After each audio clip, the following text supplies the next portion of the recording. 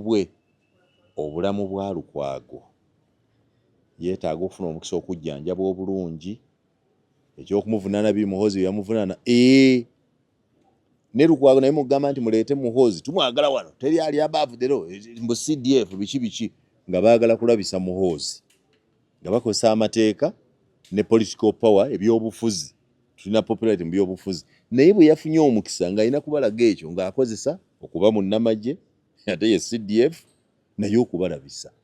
It is a game of 1-1.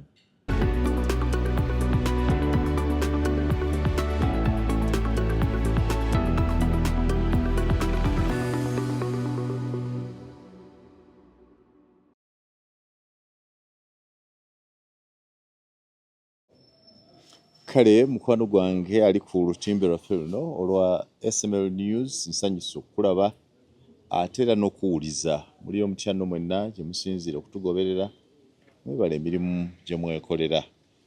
Tuludde okwoyamu puroguramu yaffe eno the special notes nange wentuula n'ebyemba ne byendaba byempandiika ne byennyumya oluusi ne tukaanya nammwe olwa ne tutasobola kukaanya ffenna.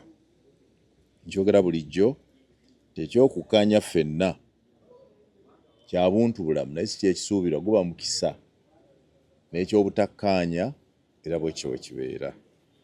Bannaffe Abangereza balina enjogerega nti abantu ababiri bwe banga bakkaanya buli kiseera oba oli awo mu ku bo aba teyeetaagisa. If two people agree all the time, one of them is not necessary. So ekyobutakkaanya kikkirizibwa mu ggulu ne ku nsi. Kubanga tukimanyi nti ne mu ggulu obutakkaanya obwaliyo bwe bwaleeta Katonda okukasuka Kalusifa ku nsi nga kalemereddwa okukkiriza by'agamba n'akasindika ku nsi era ne kafuka ka Sitaani akatusumbuwa. Waliwo era ne Yesu lwe yakemebwa Katonda n'akkiriza Sitaani amutuukeko amuwakanye namugamba nti kale bw'oba oli mwana wa Katonda kola bwe kiti weesuule wansi weenunule. Kale mu ngeri bw'etyo Sitaani n'aweebwa omukisa okukema Yesu nga tebakkaanya. Kyezadde nga bombi babala nti baava mu ggulu nga bali ku nsi.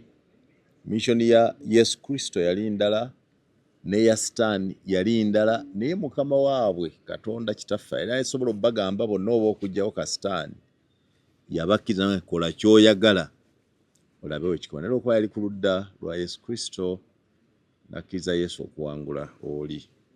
Kale nange ekyobutakkaanya bulijjo nzikiriziganya nammwe kisuubirwa. We may not agree all the time. Nsobola kitujja ne tunyumyamu oluusi ebimu bye tuba tetukaanyizaako leero tubikkaanyaako oludda olulala ate oluusi bye tuba tukaanyizaako ne tusiima ffenna. Kale nga bulijjo banaafa Eden Gardens wali e Nansana gye batusaako puroguramu eno nga bw'olaba. Ennamba yaabwe eri wansi awo bakubireko munyumyemu tunaddamu ate okwetegereza ki kye tusobola okukola nabo. Olwaleero njagala kwogera ne bannayuganda ku nsonga gye ndabye nga ya bulumi ddala. Bwe tubadde twogera mu programs okuva lwe baakwata Lord Mayor wa Kampala Omuloodi Ssaalongo Erias Lukwago, bannayuganda bangi mu interview yange ne General Moses Bigirwa n'ewalala bantutte nga ali insensitive ku bulumi Lukwago bw'ayitamu oba atalaba kigenda maaso mu ggwanga. That's if you go by the comment section on what they speak. Abamu bakolima bali na tukulinda olulwo nawe tuli kulaba ono alya mmere kitugima abaana kale n'olaba ono n'abamu bavuma ne bawemula. Ebimu bwe mba nsobodde nga nina obudde mbisoma olw'okuba biyingi oluusi ebimu ne sibisoma. So njagala facing the facts. Ekisooka, omuloodi Ssaalongo Erias Lukwago mukwano gwange nnyo nnyini ddala okusinga mwe mwenna aboogera. Erias Lukwago mwaka gwa 2007 ennaku z'omwezi 6 Ogwokutaano yava e Kampala n'ajja e Jinja okunzijja mu kkomera gye baali bankalizze olw'emisango gy'ebyobufuzi. Mu kkomera nali mazeyo ebbanga wadde ng'emyezi 6 omulamuzi yansalira saagimalaako naye nabaayo kiseera okutuusa abantu Ssekinnoomu nga n'abamu bali ku mukutu guno beekolamu omulimu bennyini nga baga nedda buyanga tatasaana kuba mu kkomera kubanga neetaba mu kalulu oli n'akanziba ne mutwala mu kkooti n'agulirira alina nkaligo mmusasula nensasulako n'ayagala nnyongeze mu sipiidi y'okusasula. Sipiidi bwe yannema I think at around $5.8 ezaali zibulayo, kkooti n'ensalira omusango gw'abalina amabanja emyezi 6 ne bansindika ekirinnya obusoga. So wadde nga eyakulembera kaweefube w'okunzijja mu kkomera yali Asumaani basaalirwa, Lukwago yali puliida wange yajja okuyimirirawo ku lw'omuwawaabirwa nga ttunka ne omwami gwe bayitanga Kamba, looyi bayitanga Kamba, erinnya eddala ndyerabira yali Sisale naye oba Hussein Hassan Kamba, very cantankerous lawyer eyansiba. So Lukwago yamala olunaku lulamba mu kkooti era bwe bannyimbula Lukwago Erias Lord Mayor yamperekera okunzija mu kkooti e Jinja okuntuusa ewaffe gye nzaalibwa kilometers 64 ne tusimbula e Jinja ku ssaawa 5 ez'okumakya bwe banteera ne tuuka mu kyalo ewaffe gye banza only 64 kilometers ku ssaawa 2 ez'ekiro. We spent all those hours on the road on a journey that would have ordinarily taken 1 hour or 2 because of the public uproar there and the support. So crowds went on forming on the road through blocking okutuuka gye twali tulaga. Ndi mu kuteekateeka documentaries 2. Nkola documentary ku bulamu bwange ne Joseph Tamale Mirundi. Natera nkola documentary yange ku bulamu bwe ntambudde mu Uganda nadda mu byobufuzi ne mawulire. The 2 documentaries will be followed by a book on the evolution of the media in Uganda, in my observation over the years, and the political escapades in Uganda. If you're just getting into politics, practice it in this country, the heat and the coldness it fetches, that I think will come at the end of this year as we prepare. So you'll be able to see some of these videos. So Erias Lukwago mukwano gwange ddala, bw'abeera mu bulumi mbubeeramu, and is a friend beyond a high, but a friend who can sacrifice his time n'ajja mu kkooti n'ayimirira nga tomusasudde n'akuwolereza. Kale mpulira obulumi bunene ddala nga Lukwago ali mu mbeera embi. Era bwe yakwatibwa saawulira bulungi, era ndi omu ku basindika ssaala ennene abalina obuyinza Lukwago bamuyimbule afune emirembe gye, akole abeere mu bulamu buno obw'emirembe nga naye bwe yalwana olunaku olumu okulaba nga nva mu kkomera nfuna obulamu obw'emirembe okukoleramu bye njagala, no matter how good byokola can be. Therefore, njagala Erias Lukwago Lord Mayor yawummula ateebwe. So the statements ezirowooza nti simufaako oba ndi insensitive ziva mu bannayuganda obutalowooza. Kati olwokubaffe abamu twakola mu bulamu obutayagala kulimba. Bali ne munnange nze saagala kulimba ate saagala kunnimba. Saagala kulimba ate saagala kunnimba. Njagala nnyo obulamu buno bulimu amazima wanebaga nti gakaawa. Ensonga ki I have managed to withstand the scorn of many people here. Abantu boogera ebigambo. Waliwo yakakasa abantu nga nti Muyanga bamuwadde obwaradisi. Muyanga RCC. People keep creating stories in our country. Abantu babula kye bakubuuza ne batamanya kituufu. Bo bennyini bakola missing gaps ne bazijjuzamu bye baagala. Si lwakuba bye bituufu ne bibanyumira olw'ekiseera. Kati sometimes you don't need to battle them. Si mu bino byokka naye mulamu obwa bulijjo.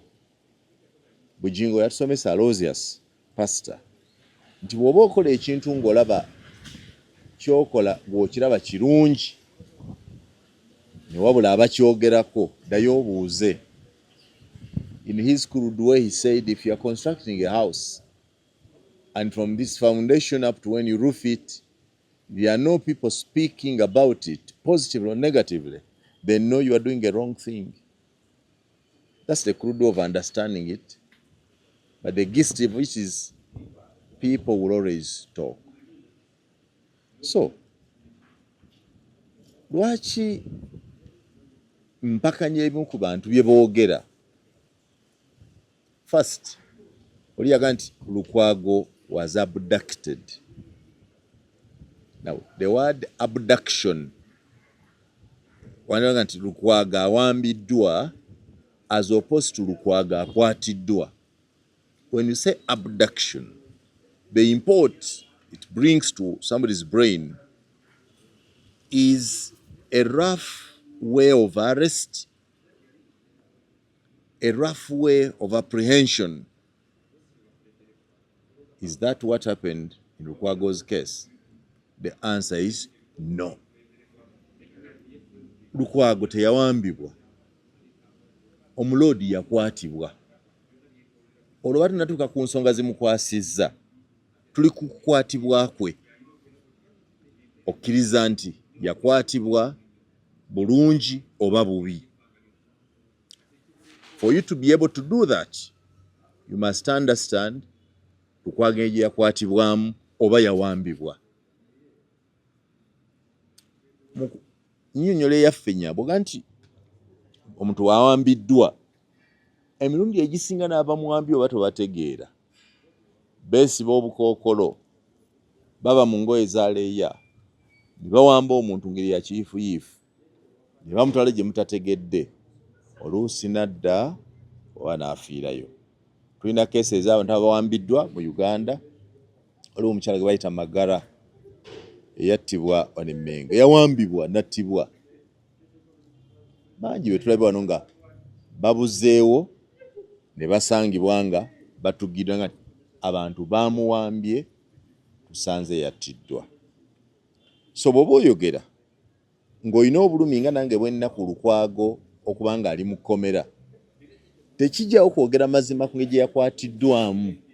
Teyawambibwa nedda. Lukwago yamanya nga waliwo abamunoonya. Era yamanya nga waliwo abeetoolodde amaka ge. N'ajja ku mukutu gwa X platform n'atutegeeza nti waliwo abantu abeetoolodde amaka gange nga kirabika baagala kuntwala mu nsabire. Baagenda okumutuukako ng'ensi yonna etegedde nti waliwo abamunoonya.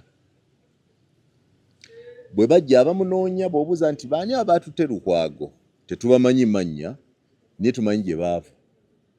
Kubanga baali bambadde ebyambalo eby'amagye ag'eggwanga. Era nga mu kunoonya okwo nandibadde nnoonya Lukwago nadde mpulira abagamba baloya twagenze ku poliisi zonna okwetoolola poliisi yonna zonna eza wano ne tutamusangayo. Ekyo nakyo kiba kya busiru okunoonyeza Lukwago ku poliisi nga yakwatiddwa b'amagye era nga mubalaba mu byambalo. Oli bw'aŋŋamba nti tutambudde ku poliisi kyempita obulimba. kyesobola kwogera wadde njagala Lukwago era simwagaliza bubi. I want to state facts the way they were. Lukwago era yateekwa kunoonyezebwa mu baamagye era ng'omuntu omugumu obulungi oba puliida we agenze ku kitebe ky'amagye n'agamba oba no matter whether CDF gwe bagamba yamukwano nti abantu abali mu byambalo byammwe eby'amagye bazze ewakaliga ne bajjawo omuloodi Erias Lukwago. Tulowooza nti ali mu mmwe. Kati bo ne baga nti tetubimanyiiko, si ffe tumukutte, tekisoboka. Naye ng'okibataddeko kubanga ebifaananyi we bine vidiyo zaalaga nti abaakwata Erias Lukwago baali bambadde yunifoomu y'amagye ga Uganda, military attire, clear, n'emmundu nga bazirina. The fact nti balina emmundu n'engi gye baali bakolamu omulimu gwabwe was characteristic of a military arrest or an arrest by soldiers, not policemen. The character. So there was no way, and there would be no way that the army, the military in Uganda, can disassociate themselves from that arrest. Kubanga abagikola bayambala byambalo by'amagye. Engeri yakolebwamu ne muno gye bali bakalakana nazo yakolebwa in a military style. So it is factual that the arrest was militarily conducted. That is a fact. Telling me that Lukwago was abducted, bamuwamba, would be kwagala kusanyusa bantu kuba kyamuukiriza kwogera bigambo bisitowa for political capital. Kitegedde abantu bano baagala nnyo okuzimba capital mu byobufuzi ku bulumi bw'abantu. Kubanga nange nzijukira bwe nali mu kkomera, Asumaani Basalirwa looye yannona mu kkomera, teyali munna FDC. Yali talina kyampi other than being a friend and a brother. Nzijukira nga abamu ku bakungu mu FDC baŋŋamba nti nosooka obeereyo, tokkiriza kufuluma kkomera, waliwo kaweefeyo, tokkiriza kuvaayo okutusanga Dr. Besigye azze. Twagala Besigye aje ku Tuesday agenda kujja era twagala ojja kulaba ekkomera lyonna liyinza okwata omuliro. Some senior FDC leader told me this. Yeemanyi naye alaba. Asumaani Basalirwa is saying Muyanga, njagala kutegera kikujja mu kkomera on a Friday. Another FDC official is saying I should wait for Tuesday, Dr. Besigye ajje mu kkomera ekirinnya, ojja kulaba ekkomera bwe lyaka, bwensi bwenyeenya. And I chose to say, no, this is about my life, not the politics. And I went with the advice of Asumaani Basalirwa, era nanzija mu kkomera on a Friday. This country needs people who are honest. Abantu abasonda sente zanzija mu kkomera tebaali be-FDC passe, wadde nali we-FDC nesimba kadi ye-FDC era babalooza nti FDC yaleeteko okusinga okuba n'obulumi kusibwa kwange. No, it turned out to be that it was me, the person who contested, and I had to deal with my matter, and friends of all colors, NRM, NUP, n'ebirala, collected money to get me out of prison. So the facts were that Lukwago teyalinda wish ya FDC to come and stand for me in court. He simply said this man must be out of prison, and he did that. So lawyer bw'avuga nti ne tugenda ne tunoonya ku poliisi naye nga yalaba bannamagye nga be bakwata oyo aba munnanfuusi, siyinza kubaawo bwentyo. Nandisookedde mu baamagye naye kibateekako ne baga nedda biba ani akulira amagye wano mugwa ye CDF. Nti kale mutugambire CDF amagye go gawambye omuntu waffe. Kyokka eky'omukisa omulungi ne CDF akulira amagye g'eggwanga Muhoozi Kainerugaba gwandibadde oga nti tubuuza omukulu w'amagye Lukwago gy'ali yali amaze okuteeka ku mukutu gwe ogwa platform XA nti nze nnina Lukwago wadde yamuyita amannya amabi. That language is bad, that I am holding a fool or an idiot, fine. That's wrong. Ni already mwali mutegedde jani. The institution eyamukutte n'agikulira have admitted that they have Erias Lukwago. So for people to want me to say This kyolinga atulaba biri mu nsimbi raba obutuufu bwabyo buli nti omuloodi teyawambibwa. Bw'owamba tomanya bawambye. Omuloodi yakwatibwa amagye g'eggwanga agakulirwa mu Hosken Lugaba. Whether yakwatibwa mu bukyamu oba mu butuufu naye yakwatibwa mu budde obw'emisana tuku ng'ensi yonna eraba nga bannamale bonna weebali ne kamera zimulaba ne bamukwata. Baabuuka ne bayingira mu kikomera. Yes, si kituufu okuyingira mu kikomera, kimenya mateeka okubuuka n'oyingira mu kikomera ky'omuntu. Can be trespass or so, but circumstances world over of arrest that we want to hear are determined by the nature of offense, the nature of a person being arrested, and the circumstances. In these circumstances, tosobola bwe baba bajja okukukwata bannayuganda batayagala kukkiriza mu mazima kitono kizibu nnyo gwe okusalawo engyoba okwatibwamu. Ffenna bwe batyo batukwata. Lukwago baamukwata bwe batyo naye baamujja mu maka ge ne bafulumya ku kamera mu ngeri y'ekitiibwa nga bamuwerekera ne bamuyingiza mu mmotoka. Tewali yalaba Lukwago nga bamukutte bamufudde bamusitudde ebitogi nga basitula abantu empale ne babambusa. Nze Simon Muyanga Lutaaya bwe baali bankwata okuva ku NBS television over a court petition mu mmotoka nayingiza nasoosa mutwe singa nti yingira otuule obusajja bwanjoola ebigere. That lawyer called Hassan Kamba, lawyer omumanyi, banjoola ebigere ne bansooseka mu mmotoka entono ya buyonjo kalinga ka primo nga mutwe gwe gusooseyo ne basindika ebigere n'enterera munda. That's how I was arrested. And when I went to court in Jinja, omulamuzi omukyalo yali omuto mulamuzi sikyajjukira linnya lye najja munoonyerezaako. I don't remember. Teyanzikiza nakwewozaako kumunyola gye nkwatiddwamu. The fact was that I had a petition filed, there was a reference number, there was an arrest warrant issued. They wanted me, but I never even saw the arrest warrant. I can actually say it. Sirabangako ku arrest warrant gye baafulumya kunkwata sigirabangako. Saabuza nakubuuza nti how was I banteeka mu butesa. They said when I was in court guno gwe musango, and I went. So not only Lukwago but several others have been arrested in a similar manner. The difference that you do not get to know. In Uganda, practically speaking, you cannot ask for anybody as okunona nti ndaga arrest warrant. Show me those cases. They are fewer, if any. They will come and pick you, whether the military or police. They will come and arrest at the time they want. The only thing they can tell you is to say, tugenda ku police. I do not know whether bagamba Lukwago gye balaga nedda, because birimu omuntu abizanira nti mututte mu basement. So nobody has told us whether Lukwago was informed of where we are going. What I know that these people do say, you are under arrest. Ate kikintu tugenda onaabira. That's what they tell them. Ne bakutwala gye baagala. So kibi nnyo Lukwago okuba mu ngeri gy'akwatiddwamu.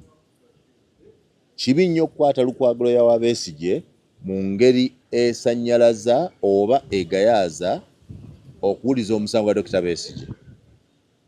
Kyokka ekyo mubi bwakyo tekijjaawo mazima ku biba bikoleddwa. Let us agree therefore, first, that whether you want it or not, the Lord Mayor was not abducted.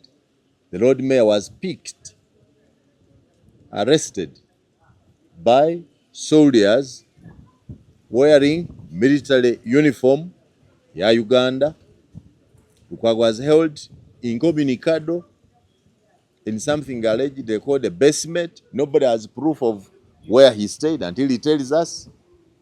So, but allegedly in a basement, which we don't know where Fanana or Chisenge or Chitia, what we know is he was arrested by those soldiers, picked, delivered to some kind of incommunicado custody, after which he was presented to the police. The police of Uganda did not question mwagala nnyo omuntu abalimba bantu bagenda ne bawogera ne batukyamukisa ne tulabye etteeka okubuuza poliisi ya Uganda eya wano tewali bwinalaga nti yabuuza abaagiwa nti ono gwe mutuwa mwamugjawa ku musango ki mumutuwa tumukozesa eki ffe twandibadde tumunona nga tumwetaaga baatandikira awo Lukwago appeared in court ne bamuwa ne bamusindika ku mmere ku olwo paka lwakomezeddwawo olwaleero. We miss the big questions. The big questions would be now, police omuntu gwe mulina nga si mmwe mwamukwata mumulina over what? Okay, since when did the police start sending soldiers to the blame arrests? So ngobuza police, the indictment now would be on the Uganda Police Force. Ono mwe mwamukwata si ffe. Okay, bamba si mwe mwamukwata. How then do you present him to court? Okay, DPP have nana Lukwago over that case. Oinombuza nti omusango gwono gwava ddi gwatandika ddi era kwosinzira omukwata okotandisa omukyajinga kuba bamukuleetedde abaamuleeta wamanya ng'egye baamuleetamu gwe wabatuma. These should be serious questions. Now, when you miss those key core issues of law and procedure, n'obukira ku politicking, abaana politicking, kwaga kwatiddwa omulodi era munaatulaba kale nga bawulira temukikola nammwe muligenda nakuno okukekema kw'abantu bano ketulira ketukekema kale sigwosoose ne gundi gundi yaliwo bano si be basoosera si be basembyeyo si be basoose okukola bina si be basembyeyo in the similar way ne Lukwago si asoose okukwatibwa si yasembyeyo.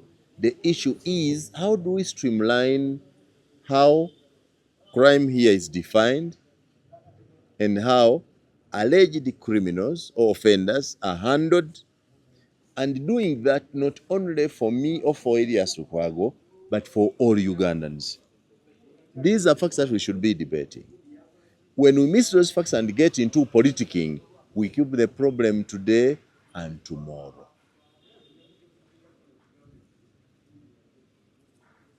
I have said that these are my special notes. You need to examine. Number 2, ekyobusiru.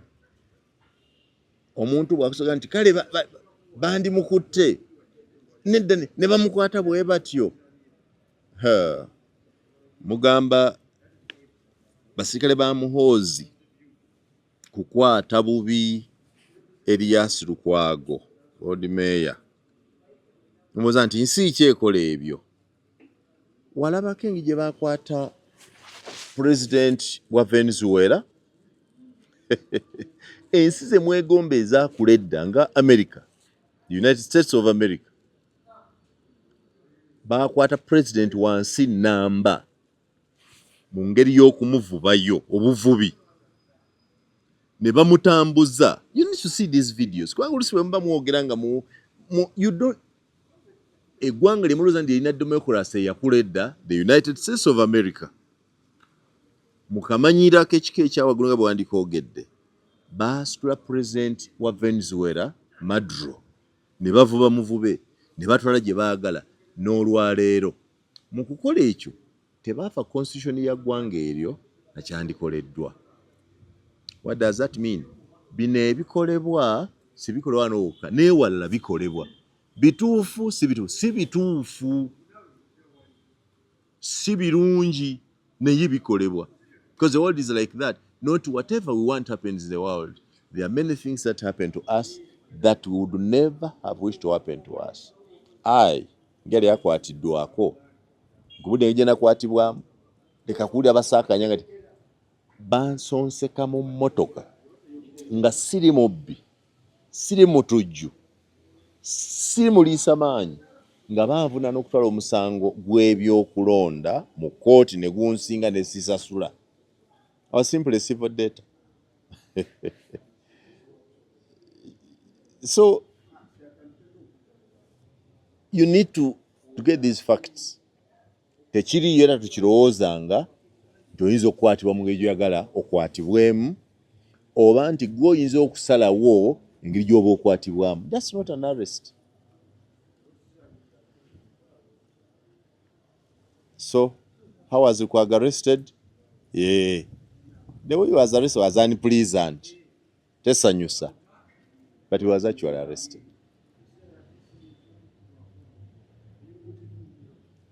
Byobufuzi, politicking. So, mu facts zino zoteekwa okulowoozaako ng'abantu bamaliriza n'olowooza ku mazima. Mwolowooza nti engeri gye baakwatamu Lukwago yali yakumutyoboola nga tesanyusa. Bano abaye baffe gyandise nti yakulabisa ne bamukwata bwe batyo nga bamukutte. Ewaga nti Muhoozi Kainerugaba CDF yalagidde bamukwata abeereko mu basement. Of course waliwo n'ebifaananyi bye baalaga nga Lukwago bamusibye kantuntunu, Lukwago ali mu basement bwe bityo. I don't believe that those pictures are true. Ebifaananyi bw'obiteeka mu AI n'obuuza nga no, they are not true. These are nobody basebo ne banya. Lwaki tewali yayambaza Lukwago pampa n'amugamba ntuula bw'oti n'amaguta nga Lukwago ali mu pampa? No country can do that. The Muhoozi Kainerugaba you fear most cannot do that. Bw'abikwata n'abiwanika mu ngeri y'okuzanya nti ono ye Lukwago. He simply ye kyeyagala kyawedde that he wanted this man apprehended. Bamukutte. Ebinaddirira bwe bityo. But those images are put there for people oluusi kwagala kuma mu bantu muliro, kwagala ku exaggerating issue. Lukwago was arrested in a suit. Mbadde suit ne bamukwana muyingiza yali mu suit era yayingira amaaso galaba. Ekyokumwambaza kantuntunu simanyi yakikola, but I factually believe that did not happen. If Muhoozi wanted Lukwago ng'ayagala kugamba nti kumukwata mu kumunyiga, it is better ng'amulaba nti ono yankutte ono yampise. Nyinza okuwuliriza emboozi Erias Lukwago wanaabavudde mu kkomero tubuulira ddala Muhoozi baasisinkana nga nti kati bulijjo njagala nga ndi wano, oba twabira bulabi ku X nga bwe biri ku Twitter nga bwe biri. Saawulire mukyala Lukwago ayagala nti baamukuba baamunyigiriza ne bwe bityo. Njagala kumanya nga nawe bw'otakakasa owa basement baasisinkana mu basement ne balabagana, oba bamuteeka mu basement ne baya bamutulugunyizeeyo on the orders of this person. Did the two meet? Did Muhoozi meet Lukwago? Those facts are not available. If they met, what did they talk about? If Muhoozi tormented Lukwago, did the two meet? Namutomeni alanga nti Muhoozi najja gye ndi nankuba oluyi nansamba nanninya, oba eyamusamba namunya yakozesa baana nti mukuba oyo. Byonna bisoboka. Naye nze mba njagala okuba ekituufu kyennyini ekyali kyekiruwa mukwatibwa. That's also a fact. You can disagree with me now, provided you know that what I am telling you are the facts. So, that was done. Number 3. Bannayuganda bamalamu amaanyi bwe balaga kati obulumi nti balumiwa nnyo nga Lukwago akwatiddwa Erias omuloodi. Naye nga Lukwago amanyiddwa bulungi ng'abadde alwanirira ennyo embeera z'Abannakampala n'abantu ba bulijjo, era nga yeeyitangabo ey'Abannakampala. Ekyo Uganda yonna ebadde emanyi nti Lukwago ku Bannakampala afiirawo ku muntu wa bulijjo. Era mu kulwanira muntu wa bulijjo nange mwe yannyambira nga nkwatiddwa. Lukwago ye muntu asinga okufaayo ku bantu abakwatibwa wano banne bonna n'okumala eddakiika 4 bonna abakwatibwa yasinga okufaayo. Era banne bonna aba opposition nga bakwatiddwa is the sure face you expect in court. Bonna bwe baamukutte nga ye bw'abadde agenda gye bali bonna, naawe era bwe walabye bali bonna nga bali gy'ali mu bizibu bye. The answer is no. Bannanfuusi abafaanana bwe batyo abeerimbi koza nti balumirwa ate balaba ffe aboogera amazima nti ffe babi nabo balowoozeeko. Have these people reacted? Bwe mulowooza nti mikwano gya Erias Lukwago banyoleddwa ne balumwa ne balwana ne balafuubana mu ngeri aga nti obulumi bwe balina bwe Lukwago bw'abadde alaga buli kiseera ng'avuga emmotoka ye amafuta n'ebirala okubadduukirira. Omala okwekizamininga ekyo you come back to Muyanga. Gwolowooza nti ayagala Lukwago. Njagala Lukwago n'obulamu bwange bwonna kubanga ye gambye ye yali mu kkomera okusaba omulamuzi Luswata mukyala Justice Luswata nti Muyanga mute. Number 3, mwabaagala ennyo omuloodi wa Kampala Erias Lukwago abamwagala ennyo abamanyi nti alwanira abantu ba bulijjo. Ddala Lukwago yabayitako atya okubanga bamukuba akaluko obwa Lord Mayor? Nze nali sikisuubira. Ali nasooka okukola interview ne bali mwezi nambuuza naye weesize eki? Naye okulwanyisa Lukwago nga munno lwaki gwe weesimbye okuba Lord Mayor? Lwaki tomulekedde kifo kino? Kubanga naye waasinzira waakwatira n'aba n'engeri gy'ayiiya. Namubuuza that interviews on this platform ku channel kuno kweri nga nsinkanye bali mwezi nti olumbi olusozi gambalagadde kubanga bannakampala bwe beri omuntu gwe beesiga kwe basibidde olukoba Erias Lukwago omukwatako jja bakosa. Nga nejjukira n'omusajja ono okulu yafuna obulwa emitwalo 14 abamwerijjako bonna basematima yabaleka bw'atyo. Tugenda okutuuka mu box nga Lukwago muwadde obulwa emitwalo 4 nga bamukubye akalufulaati ne mujja mu ofiisi nga kitegeeza nti bye yali akola okulwanira bannayuganda temwabisiima ne muteekawo bali mwezo. Sinamu lanno bw'ayogera nakuvaayo kulya bw'ayogera ku kukwatibwa kwe yasikira. Of course kyokwata Lukwago kiswaza omuntu alina amagezi nti entebe y'obwa Lord Mayor kijinengi omuntu eyali Lord Mayor ni Lord Mayor alimu sinawula kyayogera naye bonna bali mu struggle y'emu. Kati ffe abamu embeera y'okuwuddisa n'okulimba, embeera y'okulaga face to show face naye ng'ekiri munda mu mutima si kyekyo twagivamye. So lwaki bwe tuwogera tetutegeerekeka baakola ki? We putting up a set. What happened?